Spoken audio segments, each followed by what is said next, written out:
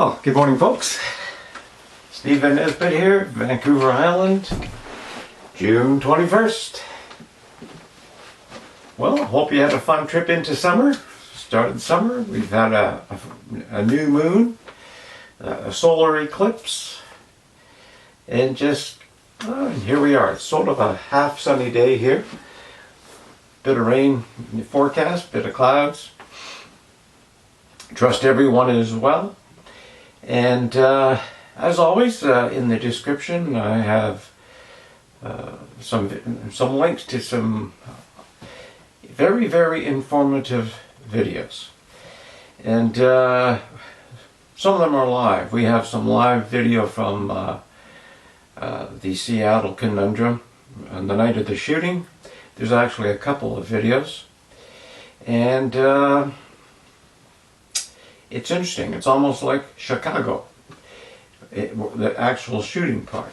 Although there's some controversy. I see the socialist counselor in Seattle is saying it's Trump. Trump has to take its full responsibility for this. It's Trump's fault. This is a... People voted for this woman. Think about it. People voted for this woman to be one of their leaders. If you vote for idiots, you get what you get, I suppose.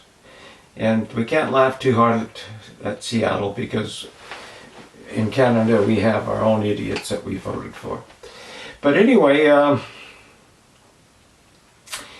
someone had mentioned that my take on education was wrong. Well, I think if you just do some research, just do some research. I mean, you can be brainwashed and schooled without having much of an education, and perhaps that's the whole end game here. And of course, people don't really see that. People who don't want to see that won't see it.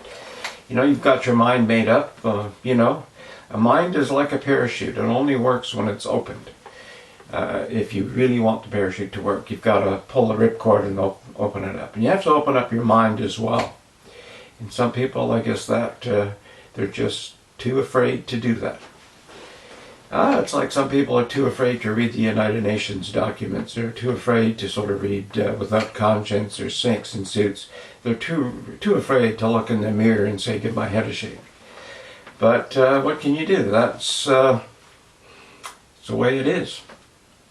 But for those who are educated, who are thinking, times are just really, what's going on now, there's just really sinister undercurrents. And, you know, it all started way back. And a lot of people tried to be politically correct because they thought it was nice. And it's gone so far, you know, when you look at this country, it was based on Christian principles. It's Sunday today, so I suppose I can say that. Canada, the United States, they were founded on Christian principles. And there are four things that sort of help people to overcome and to sort of build strong countries.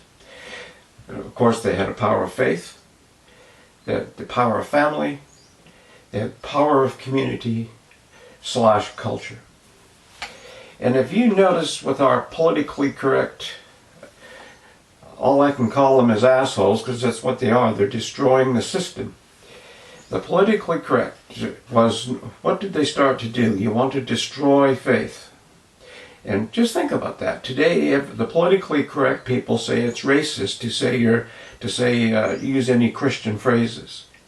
Although in Canada, any other religion can use their phrases and it's all right, because we're bleeding hearts. And it's not wrong that any other religion uses their slogans and what have you. I mean, that's what Canada is about. It's about everybody sort of doing their thing and getting along together. Freedom of faith. But freedom of Christianity is sort of knocked to the wayside. And if you think that's not true, well, just look. Liquor stores and pot stores were deemed essential services under the Wuhan Waltz lockdown.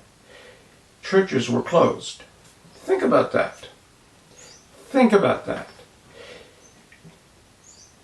Are you thinking about that? Well, I mean, that's an interesting phenomenon. Home Depot and Costco and all the big box stores are essential services, but churches were not. We have, and I'm not sure what your idea of faith is. Maybe you don't believe in it. Maybe you're an agnostic, don't believe in anything. Maybe you're an atheist, and that's all good.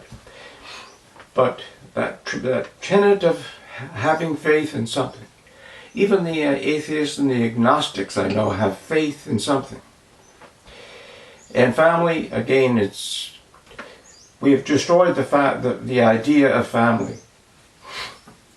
It's racist and politically incorrect to use the terms husband and wife and all the things that describe family. And the bleeding hearts accept that. Some countries, like in England, it's even worse.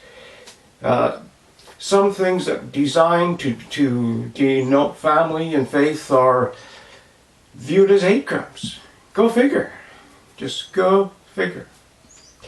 Now, I'm not pounding a drum for any religion or what have you, but faith in general, I think people should be able to have the freedom to pursue their faith, as long as they're not stepping on somebody else's freedom to pursue their faith. I mean, this is sort of everybody has the same opportunity. And of course, with community, we have destroyed community. And if you don't think that's happening, where have you been? You have been stuck in your room for a couple of months. Businesses have been closed for a couple of months. They're separating people. People are going to be working from home, those who are working. It's easier to control somebody sitting in their spare bedroom, using it as an office, working for some big corporation, allowing this big corporation to save money because they don't have to have an office. And you're easier to control. You're separated from everybody. Oh, sure, you can go on Zoom. This is totally amazing. Who owns Zoom? Zoom is owned by the Communist Party of China. All kinds of back doors, and yet businesses are using that to do their virtual meetings. Blows me away. Totally blows me away. But anyway, if you don't think you're being controlled and community is being separated, just think of this past 6 months. Just think of this past 6 months. But anyway, that's my quick thoughts for today. And I think faith, family, community, and culture. And of course with culture there's history as well. You have this whole history. And if you think that they aren't trying to destroy culture and history, give your head a shake. I mean, from monuments and statues and movies and products and literature. I mean, what's with that? And people who want to take control, people who want to sort of use the fools as tools for their own ends. This is what they do. And it's been done to a certain extent right throughout history, but we're supposed to know better now. And if you understood history, and I imagine most of you do, but there are people who have no clue. They have not been educated. They haven't educated themselves. They haven't looked at history and to see the good and the bad of that. You don't destroy that. It's a signpost of our progression and our learning from the past.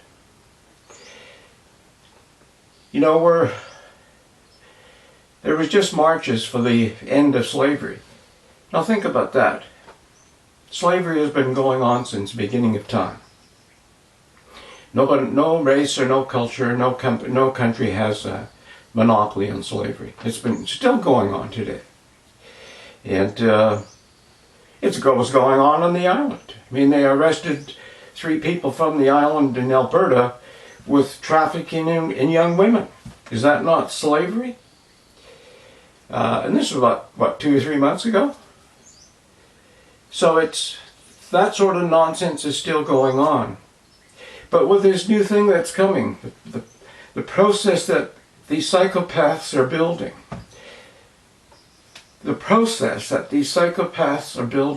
that we're falling into because they're so politically correct,